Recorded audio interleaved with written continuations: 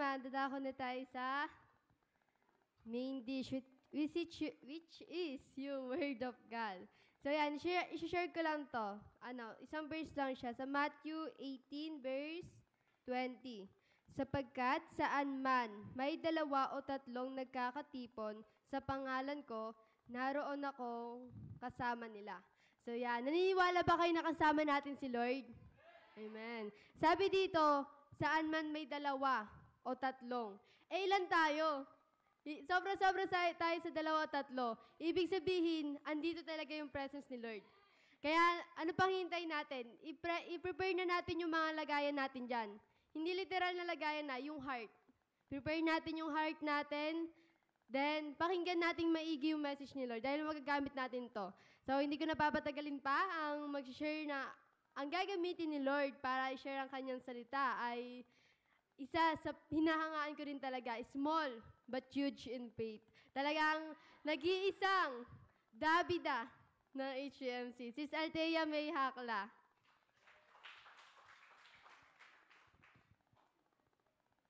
Praise the Lord po. Ako ay kinakabahan dahil matagal na panahon na po na hindi ako nakakatayo bilang magpipreach. Pero gayon pa man, kahit ako'y kinakabahan, ako'y lubos na nagpapasalamat sa Panginoon sapagkat ginawa niya akong sisidlan ng kanyang mga salita. Isang malaking pribilehiyo ito at excited din akong i-share kung ano yung ni-reveal ni Lord sa bawat isa sa atin. Pero bago ang lahat, bago ko po muna i-share yung title ng preaching, meron muna akong ikikwento. Sino ditong gusto yung mga kwento? Di ba? Kahit kapitbahay. Di ba? Mahilig tayo sa mga kwento. At itong kwentong ito, related naman din siya connected siya sa topic natin. So, flash po. Flash.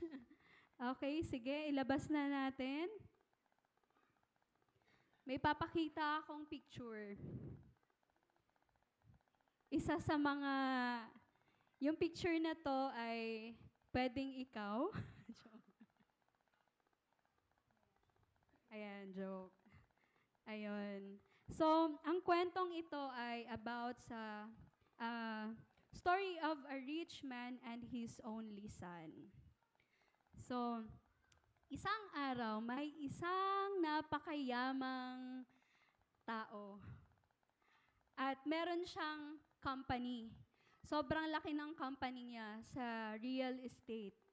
At dahil nga dahil madami siyang kayamanan, madami siyang pera, nabibili niya kung anong gusto niya.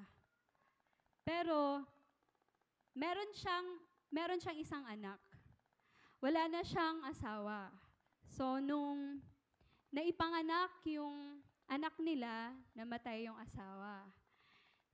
Pero itong anak na to, lahat ng gusto niya, lahat ng kailangan niya, napuprovide talaga ng tatay na yun. Kasi nga mayaman siya eh. Lahat ng mga toys, lahat ng pagkain na gusto niya, lahat ng pati yung pag-aaral niya, nasa private school siya, lahat ng mga bagay na pwede nating isipin kapag ikaw ay mayaman, di ba? So, dumating ang panahon, so nakikita nyo dyan, para ma-imagine nyo siya yung tatay, ito yung tatay, yun yung anak. Tapos, di ba, Tapos, nung lumaki na yung anak, ang dami niyang mga pinagkakabalahan sa buhay. So, madami na siyang mga friends. Kasi nga sabi nila, pag madami ka daw pera, madami ka daw friends, di ba? Yun yung sa mundo. Diba, may mga inuman, nagiinuman, may may mga nag-online games, diba? ML o Roblox. Hindi yon kayo Pero ganun, lumaki siya sa luho, for short. Tapos isang araw, dumating sa point na umabot na itong batang lalaki, yung anak ng mayaman, umabot na siya ng mga 20s. So yung tatay niya, tinatawag siya. Sabi ng tatay niya, pero English siya kasi, mga rich people to. May subtitle lang, mga Tagalog subtitle. Sabi ng tatay niya, anak, usap muna tayo. May sasabihin ako sa'yo. Itong anak niya, talagang babad sa ML. Babad sa ML, babad sa Roblox, no? Hindi talaga siya nakikinig. Naka-headset, tapos puro cellphone, puro scroll down, di talaga siya nakikinig.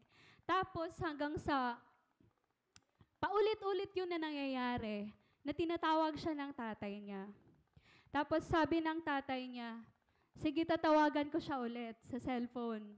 Tumawag yung tatay niya. Hindi pa rin siya sumagot. Busy siya sa mga kaibigan niya na naglalasing, ganon. Busy siyang sa casino. sa lugar, kahit saan na lugar na pinupuntahan ng mga friends niya, busy siya. Tapos sabi ng tatay niya, hindi niya alam kung gaano ka-importante yung sasabihin ko sa kanya. Kasi tuturuan ko pa naman sana siya na mag-manage ng business namin dahil siya yung tagapagmana. Pero dahil ganito, hindi ko siya makausap, ibibigay ko na lang sa mga katulong ko yung pagkakataong ito. Tapos siguro umabot din ng weeks, di nagpapakita yung anak niya. So pagbalik niya sa bahay nila, nadatnan niya yung mga katulong niya. Yun na yung nagmamanage ng company nila. Tapos sabi ng anak ng mayaman, bakit hindi niyo po ako tinawagan? Bakit hindi ako yung tinawag niyo para mag-manage na to? Tapos sabi naman ng mga katulong na ilang beses kang tinatawagan ng tatay mo, pero hindi ka sumasagot. So, minsan, di ba, parang si God, para siyang yung rich man. At tayo naman, yung anak sa kwento. Tayo yung tagapagmana. Naniniwala ba kayo mga kapatid na tayo ay tagapagmana? Tagapagmana ng Heaven Company. Oo, di ba? So kaya, hindi tayo dapat yung nakaupo lang. Kapag tayo tagapagmana, nakikibahagi tayo sa company na yon para lumago, para mag-grow. So, dapat ganun yung goal natin. So, kung naniniwala tayo na tayo ay tagapagmana nga, ang tanong, ito na yung title pala, i-reveal na natin.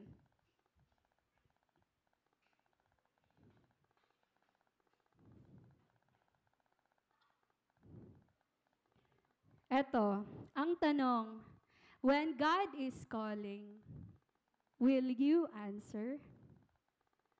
Sige po, tayo po muna ay manalangin.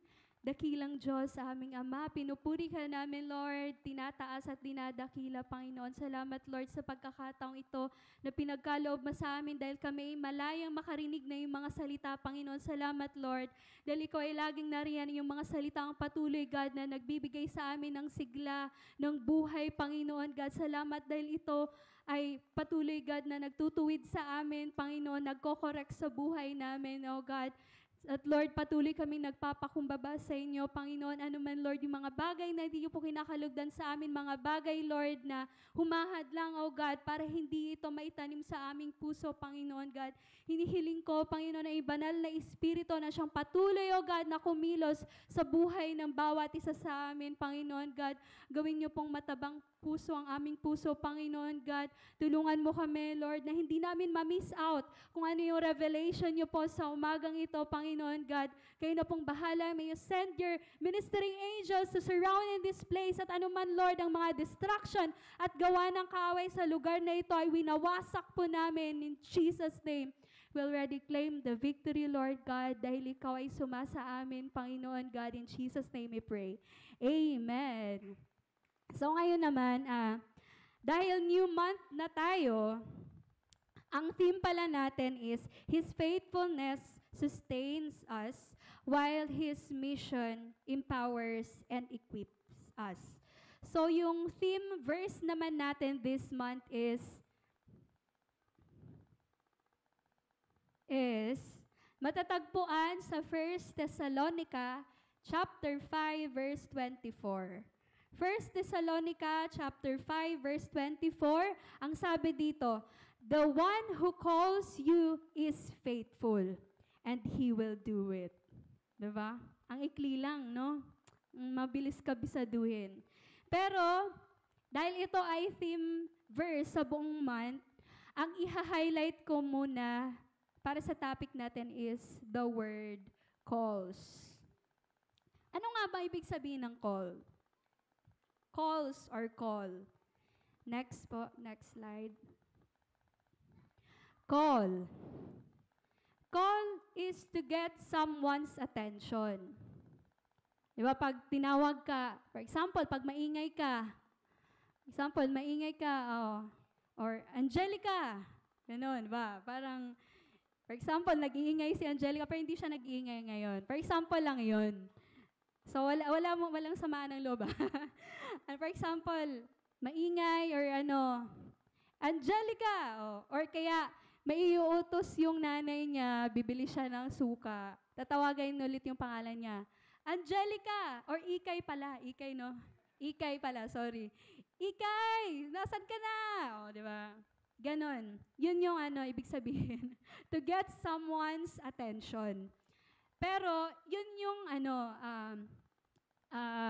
tawag dito, general na definition. Pero, in a biblical perspective, or in a Christian perspective, ang call is a strong conviction that God or a higher power is leading to do something. So, ibig sabihin, may conviction, may something na conviction sa loob ng puso mo na dapat ito yung gawin mo. Parang ganon. Ganon siya. Yung ibig sabihin ng call. So, next ay, okay, pero bago ko i-explain yung mga pointers, 3 pointers lang po ito at maikli lang talaga siya. Meron akong i-share sa inyo na kwento sa Bible na itong taong to, hindi siya sikat eh. Hindi rin siya masyadong pinag-uusapan. Talagang siya eh, parang, hindi ko alam kung kilala nyo to eh. Sige na nga, ipapakilala ko na nga sa inyo. So, ito ay the story of Ananias and Saul. Sino nakakilala kay Ananias? Di ba kaunti lang? So, ngayon, pag-uusapan natin yung story ni Ananias and Saul. Sige, ipakita mo yung profile picture. Ayan. So, si Ananias, yan yung Facebook niya. Facebook nila yan dati. Dati yung mga sinaunang So, si Ananias is an ordinary believer. Ordinary believer. A disciple of Jesus living in Damascus. So, pag sinabi mong disciple, hindi siya kasama doon sa 12 disciples Lahat ng mga nasyaran ng gospel that time na naniwala at sumusunod kay Lord, yun ang tinatawag sa kanila disciples. So, Pag ganun ka din, pwede ka ring tawagin na disciple. Follower at tawag dito, follower ni Christ, naniniwala kay Christ. So, si Ananias is not an apostle, katulad ni Pablo, hindi siya ganun. Hindi rin siya propeta. Hindi rin siya priest or pastor sa panahon natin ngayon. Wala talaga siyang katungkulan sa nila. Wala talaga siyang, hindi siya sikat, hindi siya katulad ni Charlie Kirk na sikat, di ba? Hindi rin siya katulad ng mga artista na yan, kung sino-sino, wala. Sobrang ordinary nan talaga niya. An ordinary believer with extraordinary faith. So, nakikita niyo bang sarili niyo sa kanya? Or may iilan sa atin dito? An ordinary believer with extraordinary faith. Known for his devotion, faith, and obedience. So, may devotion ka kay Lord? Check. May faith ka kay Lord? Check din. May obedience ka kay Lord? Patanong eh. No? So, hindi natin sure. So, nakilala nyo na si Ananias ngayon. Okay na, nakilala nyo na siya. So, ngayon, sasabihin ko naman yung 3 pointers. Mabilis lang to. 3 bagay na matututunan natin sa buhay ni Ananias. Diba? Sa kwento nila ni Ananias. So, una, he is sensitive to God's voice. He is sensitive to God's voice. So, sa Acts chapter 9, verse 10, next nga muna ya. He is sensitive to God's voice. Acts chapter 9, verse 10, in Damascus, there was a disciple named Ananias. The Lord called to him in a vision, Ananias! Yes, Lord, he answered. So, English na yung kinuha ko para medyo maikli. Pero kung ita-translate natin yan, so may isang taga Damascus daw na disciple ni Jesus. Ang pangalan niya si Ananias.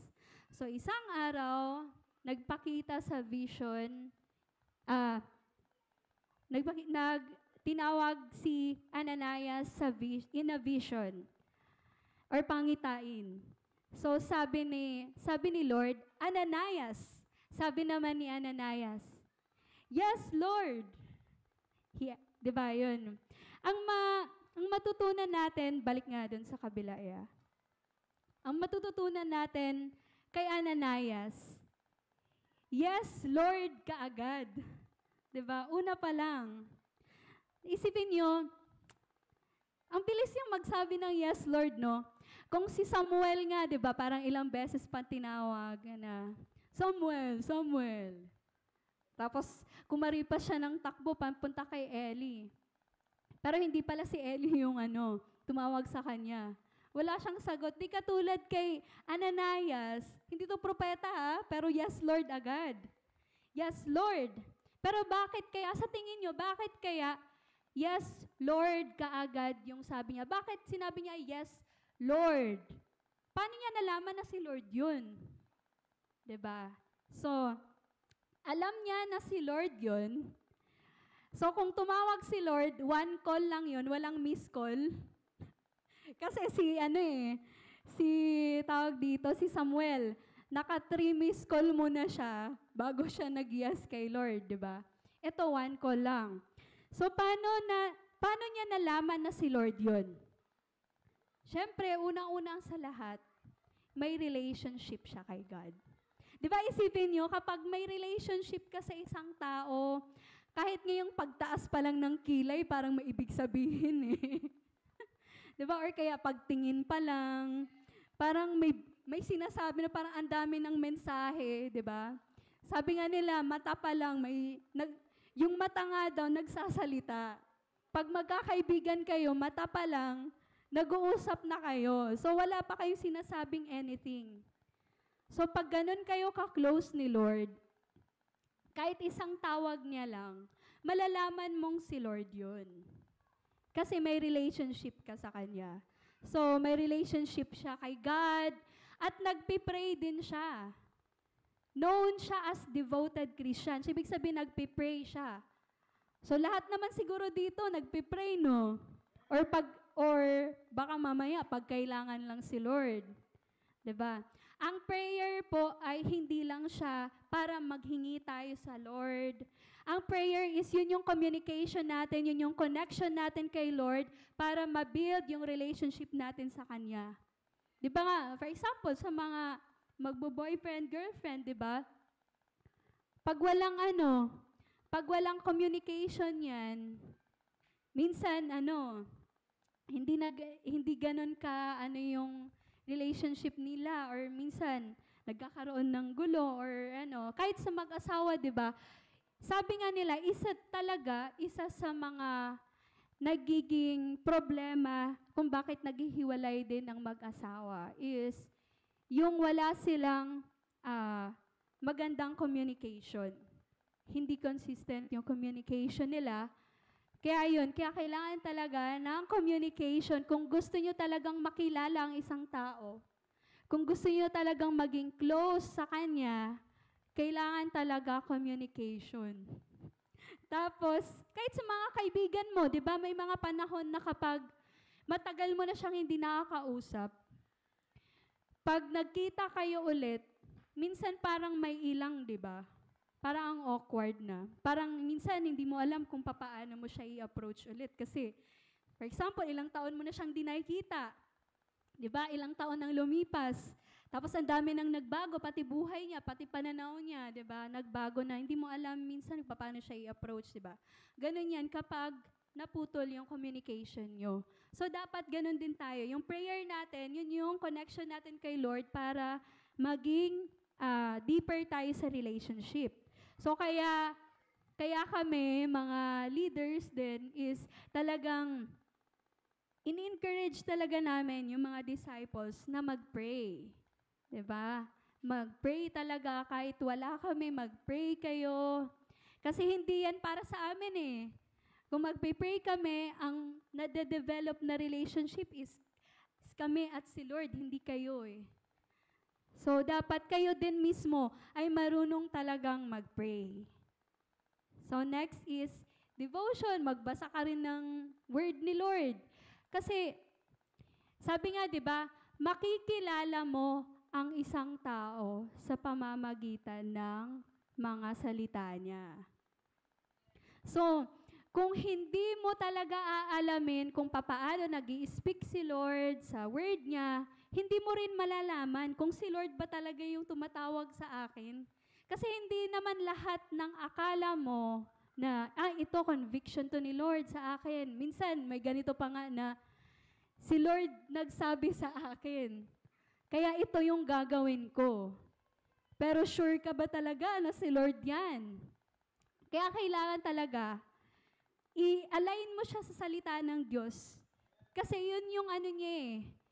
Yun yung hindi talaga nababali eh. Diba yung truth? Sabi nga ni Brother Arnel last week is yung truth hindi nababali. So dapat, para malaman natin kung totoo nga bang si Lord yung nangungusap sa'yo, aligned siya sa Bible. Aligned siya sa word niya. So, ayun. So, kaya sensitive at yes, Lord, yung sabi ni Ananias dahil may relationship siya kay Lord.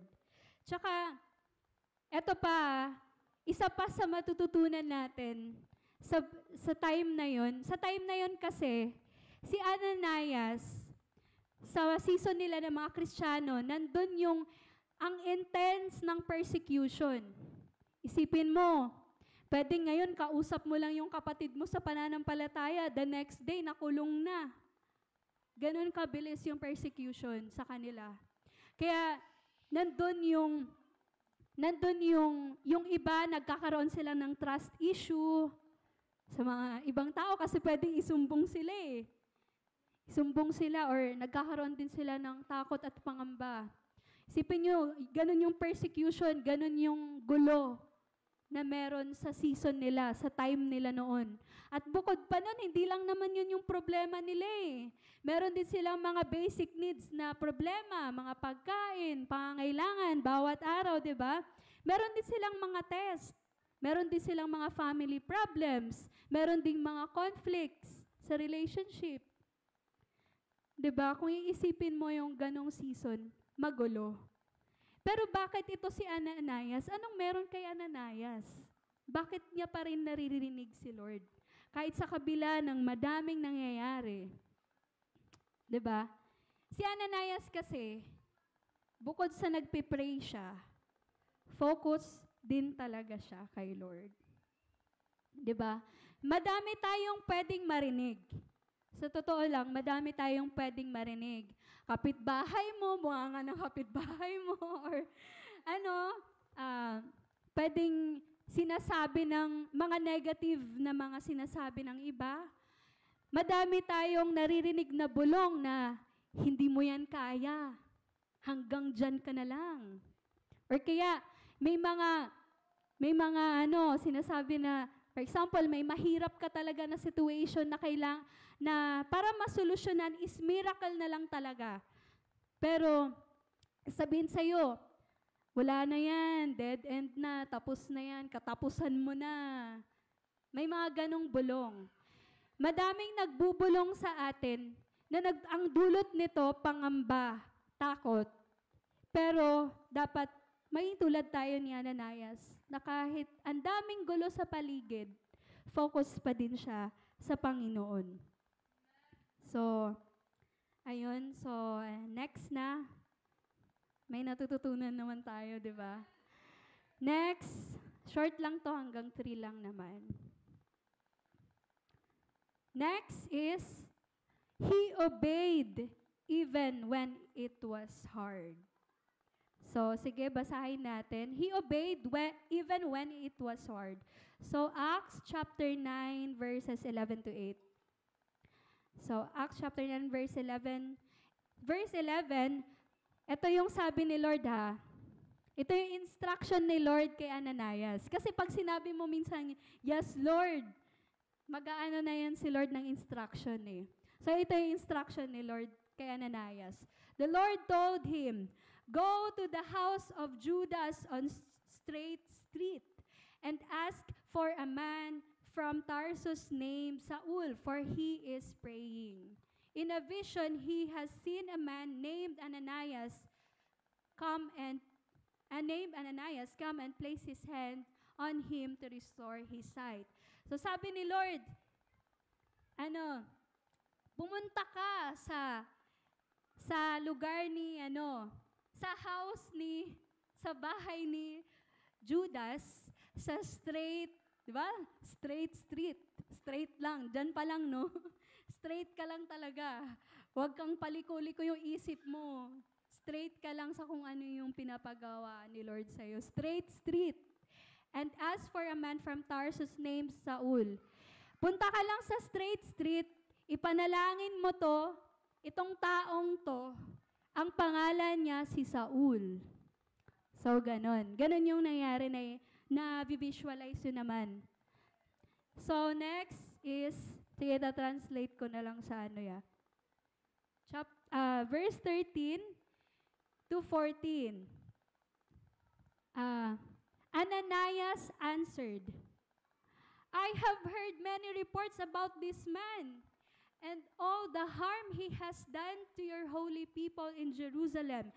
And he has come here with authority from the chief priest to arrest all who call on your name. Sabi niya, kasi may ibang kasi yan eh. Ibalik mo nga ya. Hindi siya na Sige, next.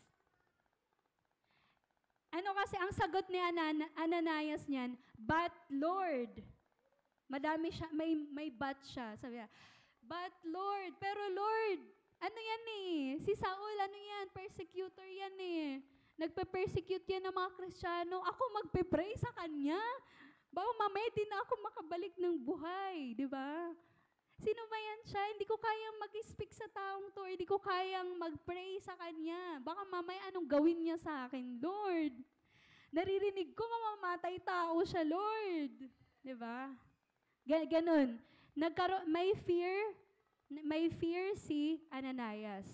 Katulad natin. Minsan pag may pinapagawa si Lord sa atin na task, minsan nagkakaroon din tayo ng fear, di ba?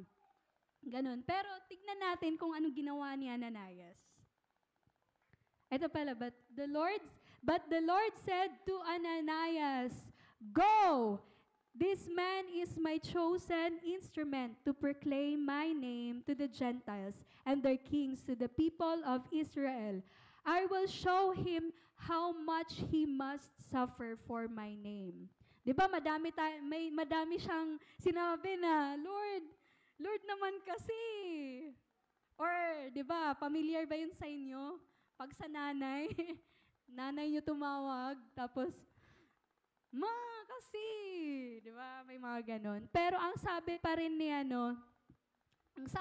Lord, go! So, wala ka nang pwedeng sabihin, go! Puntahan mo. Kasi gagamitin ko siya bilang instrumento. At malaki yung magiging impact niya, di ba? Magiging impact niya. Madami siyang kailangan isasakripisyo. So, next. Then Ananias went to the house and entered it. Placing his hands on Saul, he said, "Brother Saul, the Lord Jesus, who appeared to you on the road as you were coming here, has sent me so that you may see again and be filled with the Holy Spirit." So anong ginawa ni Ananias? Instead na madami siya i-explain, ang ginawa niya, pumunta pa din siya. Kahit kabado siya. Kabado 20, no? Pumunta pa din siya, tapos kinausap niya si Saul na, eto, ipagpipray kita ha. Kasi inutos ni Lord sa akin na ipagpray ka para ma-restore yung paningin mo. Next. Anong nangyari? Nung pinag-pray niya si Saul, immediately, something like scales fell from Saul's eyes, and he could see again. He got up and was baptized. So, ang nangyari nung pinag-pray ni Ananias si Saul, nakakita ulit si Saul, at simula nun, nagpabaptize na siya, at doon na nagsimula ang kwento ni Saul. Na-convert na siya into Christianity. Isipin mo, no? Nang dating mamamatay tao, ngayon, no, naging kasangkapan ni Lord. So ayun, balik tayo dun nga sa pointer. He obeyed. Pangalawang matututunan natin is, he obeyed even when it's hard. So, di ba? Pag nag-instruct si Lord, madalas hindi ito komportable. Minsan, may risk din. At higit sa lahat, pag nag-i-instruct si Lord, dapat na-challenge yung faith natin. Usually, ganun talaga. Yun yung mga ni Lord commands ni Lord. Hindi naman siya mag-uutos lang na gawin mo lang to dahil ito yung yung easy gawin. Pero madalas kapag may ini-instruct si Lord, na-challenge talaga yung faith natin. Hindi talaga siya komportable. Tapos, next din na matututunan natin, sabi dito, but Lord, madami tayong mga rason, di ba? Pag sumusunod nga sa magulang, nako, sa mga kabataan, di ba? Madaming but. Mamaya na, gano'n, di ba?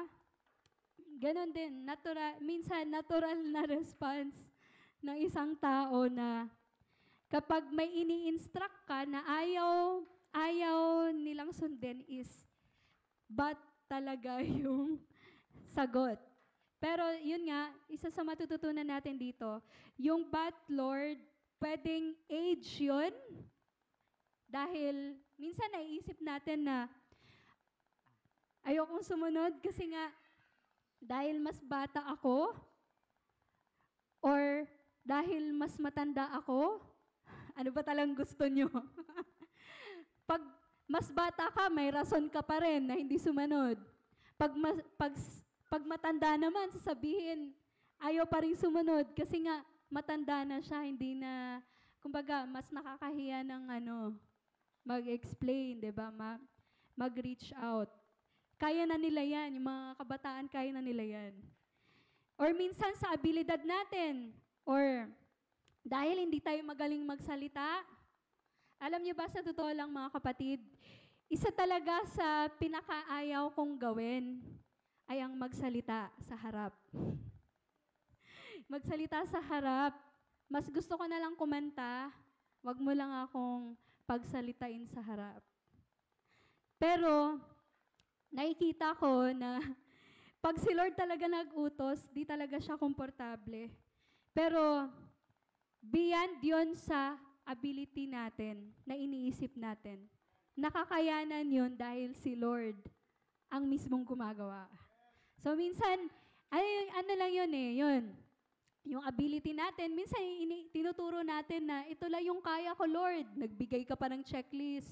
Ito lang yung kaya kong gawin. 'Di ba? Hindi ko kayang sumayaw, hindi ko kayang kumanta, hindi ko kayang mag-share, hindi ko kayang mag-pray, or 'di ba? Or minsan yung availability mo, sobrang busy mo na, mas busy ka pa sa mga artista, 'di ba? 'Di ba? Puno na yung schedule ko. Sila na lang Lord. Sila na lang utusan mo. 'Di ba pag busy ka sa family, 'di ba? For example, sa family mo, utusan ka ng nanay or ng tatay. Sila na lang kasi busy pa ako, 'di ba? Ganon. Minsan ganon, madami tayong mga reason. Or minsan, pwede rin sa mga circumstances, mga nangyayari sa paligid natin. Sabihin natin na, Lord, ganito pa kasi yung nararanasan ko eh. May pinagdadaanan pa kasi kami sa pamilya ko, kaya pwede bang next time na lang? Or pwede bang si ganito na lang utusan mo? Kasi, siya naman yung leader eh, di ba? Ako, ordinaryong tao lang naman ako. Bakit di nyo na lang po utusan si Michelle o kaya si Brother Ricky? Di ba? Ganon. Nagtuturo pa tayo ng iba. Madami tayong but Lord, pero matututunan natin kay Ananias na nandun yung total surrender niya sa Panginoon. Not my will, but yours be done. Kahit kay Jesus, di ba? Nakasunod siya sa Panginoon kasi not my will, but yours be done. Yun yung pananaw nila. Dapat ganun din tayo. Tsaka, Ananias trusted God to accomplish the mission impossible. Kahit imposible yon, nagtiwala siya na hindi siya ipapahamak ni Lord. No, dahil sinabi ni Lord na go, sige Lord, wala akong magagawa, Lord. Sige, susundin kita. 'Di ba? Kailangan mong kalimutan ang sarili mo para masunod si Lord. Kasi meron talagang pagsasakripisyo. Kung gusto mong maging disciple, follower ni Christ, kalimutan mo yung sarili mo. Hindi laging pwedeng sarili mo ang lagi mo iniisip. So, pangatlo, last but not the least. Last but not the least, number 3, his obedience changed someone's destiny. His obedience changed someone's destiny. So, sa Acts chapter 22, verse 12. A man named Ananias came to see me. So, etong verse na to, nagtitestify na siya sa ibang tao na, kaya ako nandito, kaya ako nakatayo, kasi may isang tao na ginamit din si Lord para ipag-pray ako, para i-restore yung sight ko, di ba? Ang sarap sa feeling na nagiging testimony ka rin, kasama ka rin sa testimony ng iba. Para mabago siya, 'di ba? Na dahil kay sister dahil kay brother Kaya sila yung ginamit ni Lord para magpatuloy ako, para makakilala ako sa Diyos. Ang sarap ng ganong feeling na nagagamit ang buhay mo para sa iba.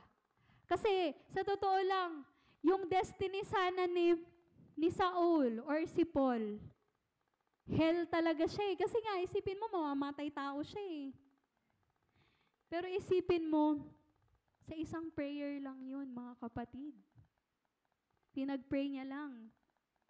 Pero dahil doon, di ba, nabago si Paul.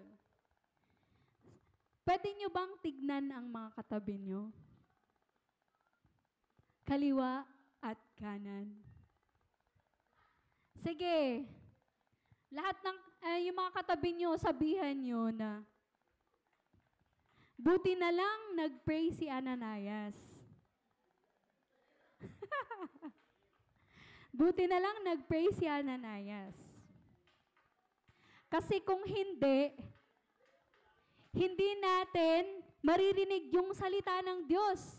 Kasi sa totoo lang, yung taong pinag-pray niya, halos buong New Testament ng Bible, siya yung nagsulat. Si Paul, kilala niyo si Paul? Kilala niyo na to, di ba? Hindi na to bago sa inyo.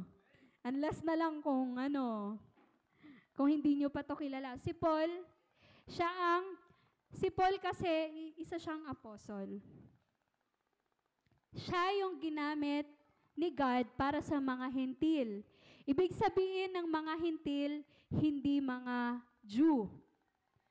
Kung hindi tayo Jew, tayo ay mga Hentil. So kasama tayo doon sa mga Hentil.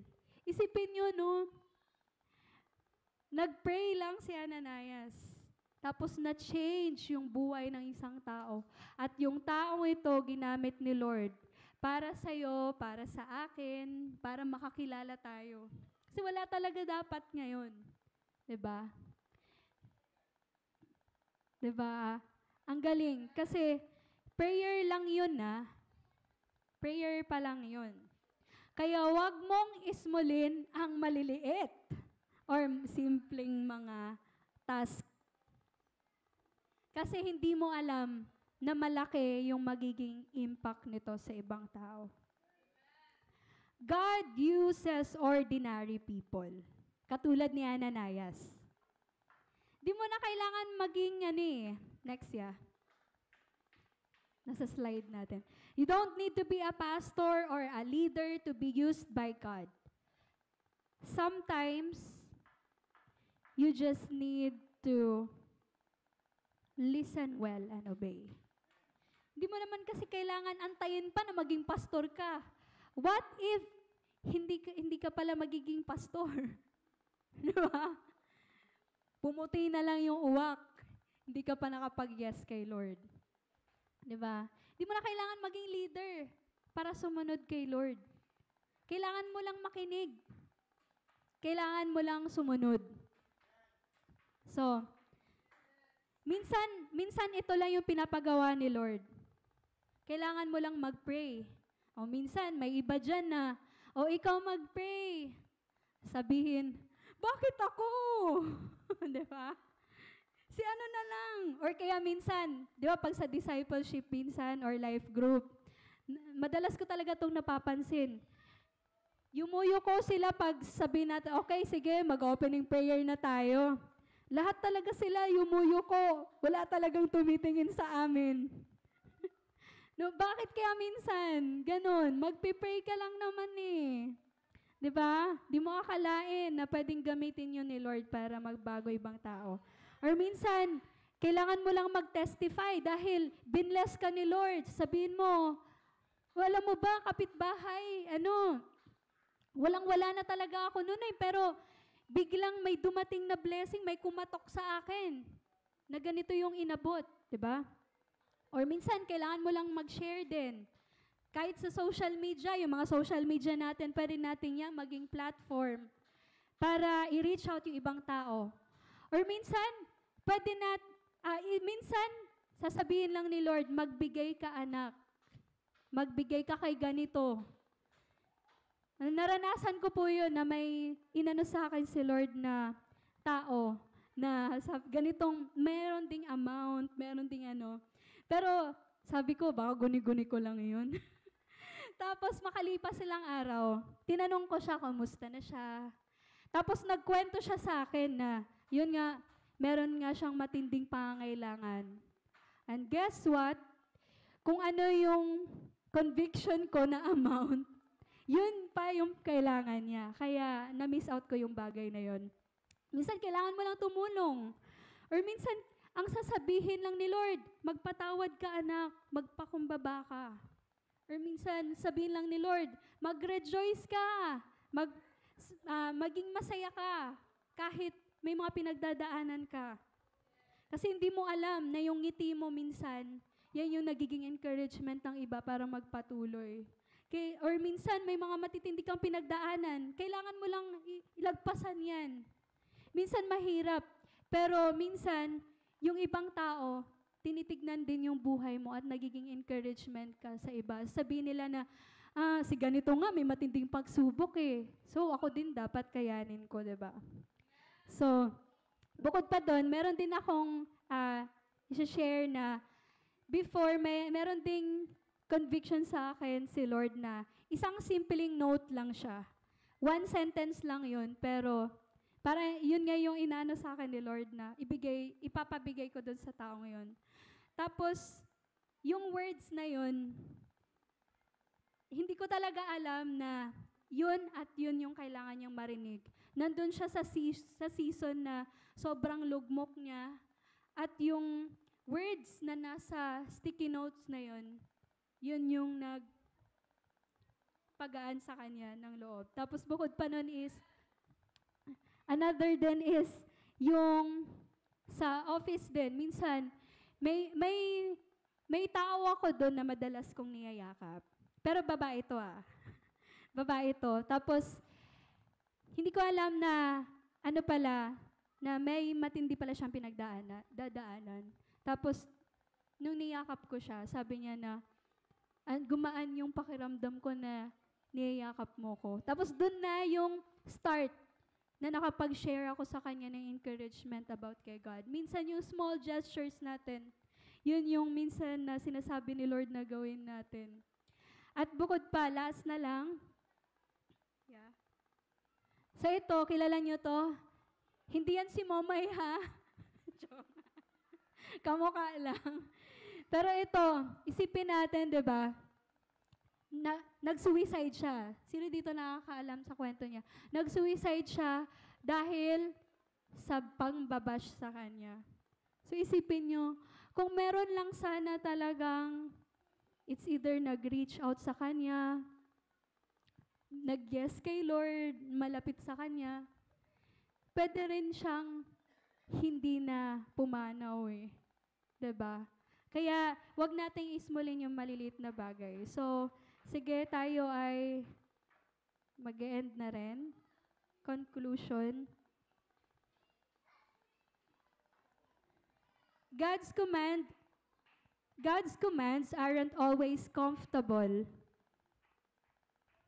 but they challenge us our faith. It's not our strength, but God's faithfulness that enable us to fulfill His call. Next.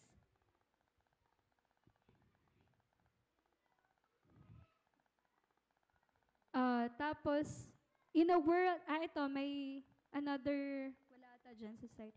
Your simple yes now could bring a great impact for the generations to come. Kaya huwag niyong ismulin yung small yes niyo sa Panginoon. Pwedeng yan mag-change ng isang tao na makakapag-change din ng life ng madami. So, in a world full of noise, many of us fail to listen. We enjoy God's blessing, but often ignore His voice.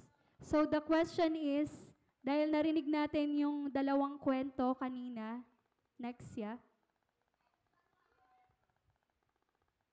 When God is calling, will you answer? Next. Will you be like Ananias, who said, "Yes, Lord," or like the rich young man who ignored the call of his father? Sino ka sa dalawang yon? Remember, your simple yes today could make a great difference for the generations to come. So, inayahan ko ang bawat isa na tayo po ay tumayo.